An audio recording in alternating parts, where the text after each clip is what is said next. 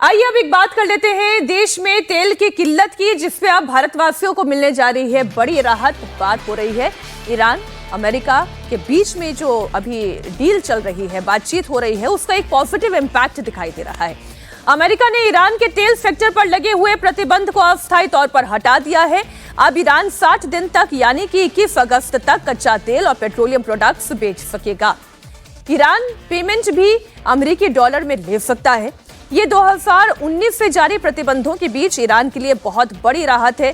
भारत भी ईरान से कच्चा तेल खरीद सकता है। अभी भारत सबसे ज्यादा क्रूड ऑयल रशिया से ले रहा है, लेकिन 2019 में ईरान पर प्रतिबंध लगने से पहले भारत और ईरान के बीच में भारी मात्रा में कच्चे तेल का व्यापार होता था। और अगर आप तेल की क्वालिटी भी देखेंगे तो रशियन तेल से ईरानी तेल ज्यादा बेहतर है।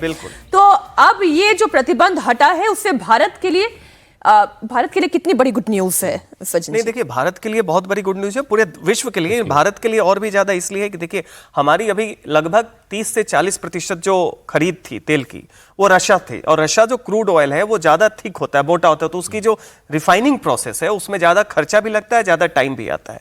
ईरान से आने के बाद क्या होगा कि हमारी जो डाइवर्सिटी है कि रूस के अलावा आप ईरान से खरीद रहे हैं, बाकी खाड़ी देशों से खरीद रहे हैं, वो होगा। दूसरा, जो तेल की क्वालिटी होती है वो बेहतर होती है, रिफाइनिंग प्रोसेस आसान होता है, और कीमत अभी देखिए ऑलरेडी $80 प्रति बैरल से नीचे चली गई है। तो उम्मीद है कि ये 70 के आसपास पहुंच जाए, तो इससे बहुत बड़ी सरकार के ऊपर भी जो लागत थी। क्योंकि समय कम है शांतनु जी, ये जो बात अभी मैं उसी मनी पर लेकर आने वाली थी, क्योंकि जब आपका क्रूड ऑयल सस्ता हो रहा है, जब सैंक्शंस हट रहे हैं, अब अच्छा ट्रेड होने की संभावना दिखाई दे रही है।